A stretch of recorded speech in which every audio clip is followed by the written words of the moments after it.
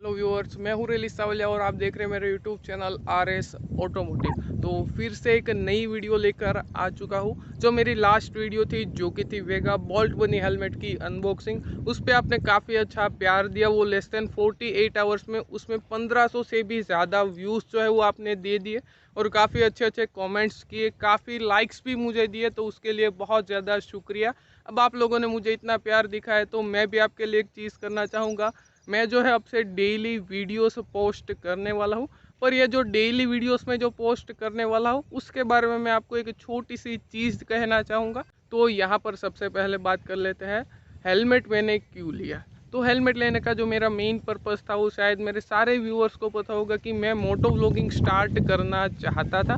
मैं भी जो बाइक राइडिंग की कम्युनिटी है उसमें आना चाहता था, मैं भी मोटो व्लॉग्स बनाना चाहता था।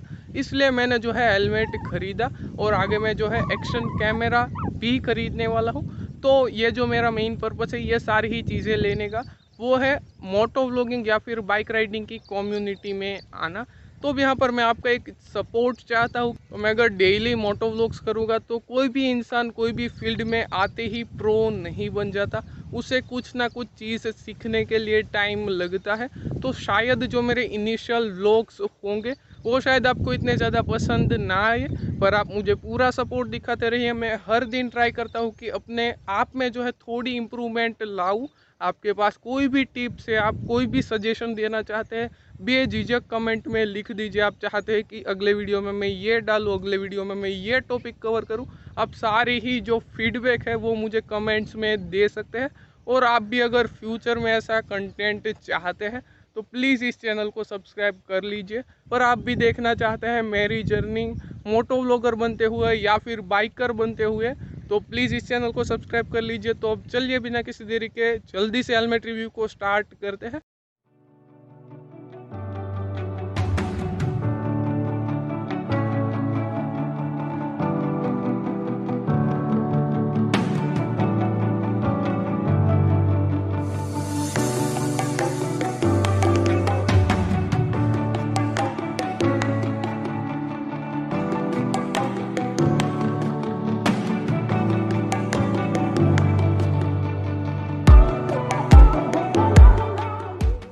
सबसे पहले बात कर लेते हैं इसके आउटर शेल की, कि इसका आउटर शेल कैसा है, इसकी क्वालिटी कैसी है, आपको कौन सी सर्टिफिकेशन देखने को मिलती है, कैसे ग्राफिक्स है। तो सबसे पहले आउटर शेल की बात करूँ तो आउटर शेल में, किसी भी हेलमेट के आउटर शेल में जो सबसे ज़्यादा मेन जो पॉइंट होता है वो होता है सर्टिफिकेशन, यानी कि ये हेलमेट कितना ज़्यादा मजबूत है। तो इसके सर्टिफिकेशन की बात करूँ तो यहाँ पे जो है आप देख सकते हैं कि ISI एंड DOT सर्टिफिकेशन इस हेलमेट में जो है वेगा ने आपको प्रोवाइड किया है। और अगर मैं आपको आउटर शेल के बारे में बताऊँ तो ये जो हेलमेट है इसका जो आउटर शेल है वो बहुत ज़्यादा मजबूत है। ISI एंड DOT सर्टिफाइड है, तो नॉर्मल ISI हेलमेट से बेशक बहुत ज़्यादा अच्छा है। इसके जो ग्राफिक्स है वो मुझे अभी देखने में ऐसा लग रहा है, मैं श्योर नहीं हूँ, कि शायद कुछ टाइम के बाद यानी कि 1 डेढ़ साल अगर आप इसे पहनते हैं धूप वगैरह में तो शायद इसके जो ग्राफिक्स है वो शायद फेड हो सकते हैं, क्योंकि इसके जो कलर्स है वो ज़्यादा डार्क है तो शायद फेड हो सकते हैं। और ये जो दिक्कत है कलर फेडिंग होने की, ये इस बजट के सारे ही हेलमेट्स में आपको देखने को मिल जाती है। तो ऐसा नहीं है कि ये हेलमेट बुरा है। हर एक हेलमेट आप अगर 2000 रुपये के अंदर का देखते हैं, स्टड्स थंडर, स्टड्स शिफ्टर, सारे ही हेलमेट्स में ये लंबे टाइम के बाद जो है आपको कलर फेडिंग का प्रॉब्लम देखने को मिलेगा ही मिलेगा। और ग्राफिक्स इसके बहुत ज़्यादा बेहतर है। इसमें जो है वेगा ने नए ग्राफिक्स भी लॉन्च किए हैं जिसकी फ़ोटोज़ मैं आपको भी स्क्रीन पर डाल दूंगा, अगर आप चाहें तो वो भी ले सकते हैं। और इसमें जो है वेगा ने एक बहुत अच्छा ऑप्शन दिया कि इसमें जो है डार्क ब्लैक कलर, यानी कि जो सॉलिड ब्लैक हम जिसे बोलते हैं, उसका भी ऑप्शन दे दिया है। तो आप अगर आप एक ऐसे इंसान है जो कि ऑफिस वगैरह में जाते हैं और उनको चाहिए कि भाई इतने ज़्यादा भड़कते हुए ग्राफिक्स मुझे नहीं चाहिए, तो उनके लिए भी हेलमेट बेस्ट हो सकता है। तो काफ़ी सारे लोगों का ये भी क्वेश्चन होता है कि क्या ये हेलमेट जो है नॉर्मल स्कूटर के बूट में फिट हो सकता है कि नहीं। तो मेरे पास जो है एक्टिवा है, मैं यहाँ पे आपको दिखा देता हूँ कि ये फिट होता है या फिर नहीं। तो ये आप देख सकते हैं ये एक्टिवा का बूट है, और ये जो है बूट का जो टॉप पार्ट होता है, यानी कि जो ये पार्ट होता है यहाँ से इतना ज़्यादा बाहर है। अगर मैं इस कवर को बंद करना चाहूँ तो ये जो है बंद नहीं होता। और ये जो पॉइंट है ये मेरे लिए बहुत ज़्यादा अहम है, क्योंकि मैं ज़्यादातर बार जो है अपने स्कूटर पर ही ट्रैवल करता हूँ, या आप कह सकते हैं कि हर बार मैं अपने स्कूटर का ही यूज़ करता हूँ। और मेरे जैसे बहुत सारे लोग हैं जो कि डेली कम्यूटिंग में स्कूटर का ही यूज़ करते हैं, तो उनके लिए ये हेलमेट जो है थोड़ा सा प्रॉब्लम दे सकता है। आपको इसे कैरी करने के लिए हेलमेट लॉक्स वगैरह या फिर कई सारी ऐसी एसेसरीज आती है जो कि हेलमेट को सिक्योर रख सकती है, तो आपको कोई भी ऐसा लॉक वगैरह खरीदना पड़ेगा। यह जो हेलमेट है ये इसका आउटर शेल बहुत ज़्यादा बड़ा है, तो ये शायद मुझे जहाँ तक लगता है कि किसी भी स्कूटर में फिट नहीं होगा। एक आध दो स्कूटर में हो जाएगा, उसमें भी आपको बहुत ज़्यादा प्रेशर लगाना पड़ेगा।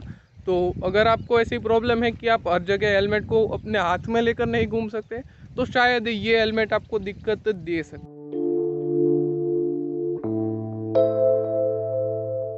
तो अब बात कर लेते हैं तीसरे पॉइंट के बारे में, जो कि बहुत ज़्यादा मेन भी है कि इस हेलमेट की फिटिंग कैसे है। हालांकि जो है मैंने अपने अनबॉक्सिंग वीडियो में इसकी फ़िटिंग के बारे में बताया था, पर फिर से एक बार इस हेलमेट की फ़िटिंग के बारे में मैं आपको बता देता हूँ। तो आप देख सकते हैं ये है इस हेलमेट की फ़िटिंग की बात करूँ तो मैंने जो है एम साइज़ ऑर्डर किया था, और मेरे जो स्कल का साइज़ है वो है 57 सेंटीमीटर। इसकी फ़िटिंग मुझे बहुत ज़्यादा बेहतर लगी। हालांकि ये जो सस्ते हेलमेट्स होते हैं अंडर 2000 रुपीज़ के जो भी हेलमेट्स होते हैं, इनकी जो फिटिंग्स होती है वो इतनी ज़्यादा एक्यूरेट नहीं होती। तो मैं आपको यही सजेस्ट करूँगा कि आप जो है 1 सेंटीमीटर ऊपर नीचे करके गिने, यानी कि मान लें आपका स्कल साइज़ 57 है तो आप 58 का ऑर्डर कर दें, या फिर आपका स्कल साइज़ 58 है तो 59 का ऑर्डर कर दें। तो ये सारी चीज़ों का थोड़ा सा ध्यान रखें। बाकी फ़िटिंग ऑल ओवर बहुत ज़्यादा बेहतर है। ऐसे सर की मूवमेंट करने पर भी जो है ये हेलमेट एकदम स्टेबल रहता है, ना कि शेक करता है। और इसकी फ़िटिंग की बात करूँगा तो इसकी फ़िटिंग को मैं देना चाहूँगा 4.5 आउट ऑफ 5। हाँ, इसको सेट होने में थोड़ा सा ज़्यादा टाइम लगता है रेदर देन अदर हेलमेट्स। दूसरे जो हेलमेट्स होते हैं वो 4-5 दिनों में जो है अपना शेप ले लेते हैं, पर इस हेलमेट की जो पैडिंग है उसको शेप लेने के लिए शायद से आपको जो है 10 से 12 दिन लग सकते हैं, क्योंकि मुझे नहीं लगता इतनी बड़ी दिक्कत वाली बात है। आपको शुरुआत में थोड़ा बहुत इस हेलमेट में दिक्कत हो सकती है, पर आप अगर बालाक्लाव वगैरह पहनते हैं तो शायद आपको वो दिक्कत भी ना हो।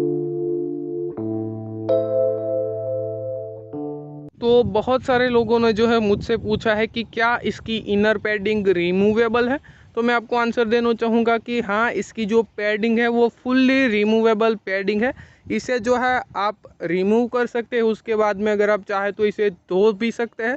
और अगर आप मोटो व्लॉगर्स वगैरह है तो अगर आपको इंटरकॉम वगैरह भी प्लेस करना है तो भी इसमें हो जाएगा, क्योंकि इसकी जो पैडिंग है, इसकी पैडिंग में आप देख सकते हैं कि यहाँ पे जो है आपको थोड़ी सी जगह भी दी गई है, जिसकी वजह से आप अगर चाहे तो इसमें जो है आप इंटरकॉम वगैरह भी डाल सकते हैं, या फिर अगर आप माइक भी रखना चाहिए तो भी आप यहाँ पे माइक को प्लेस कर सकते हैं।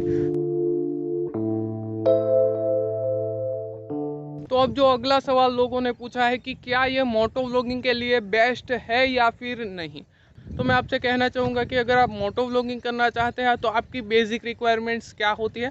सबसे पहली रिक्वायरमेंट होती है आइसोलेशन, यानी कि अंदर विंड की नॉइस आती है या फिर नहीं।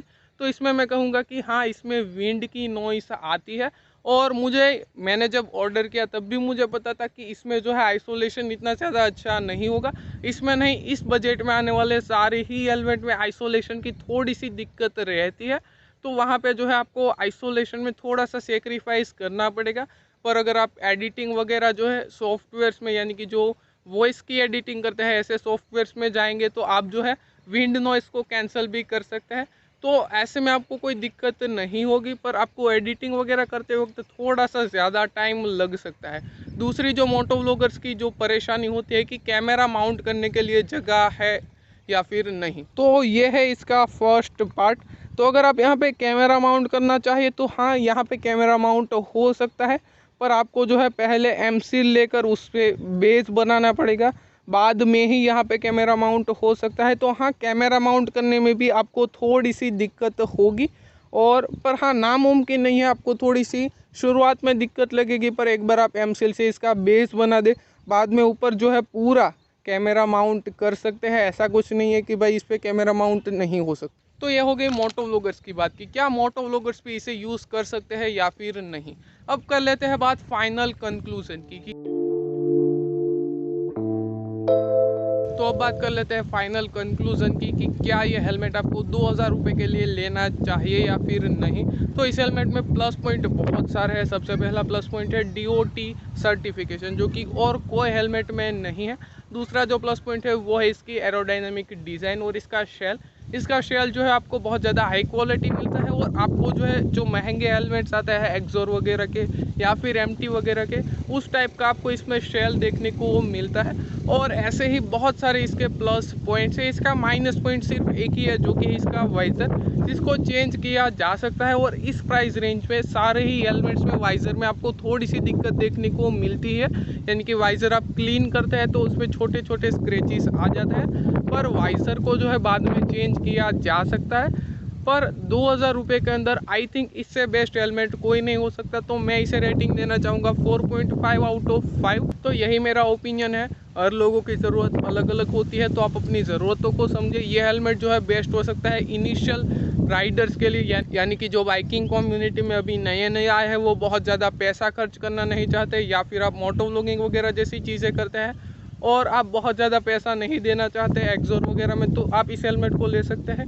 या फिर आप कोई कॉलेज स्टूडेंट है और आपको चाहिए एकदम अच्छे ग्राफिक्स वाला और एकदम अच्छी सेफ्टी वाला हेलमेट, तो भी आप इसे ले सकते हैं। तो ये जो हेलमेट है सारे पर्पस को पूरा करता है। तो मेरा यही ओपिनियन है। बाकी मिलते हैं आपको इसकी नेक्स्ट वीडियो में, तब तक के लिए बाय बाय। वीडियो अच्छे लगे तो लाइक कर दीजिए, शेयर कर दीजिए, नीचे आपका फीडबैक देना ना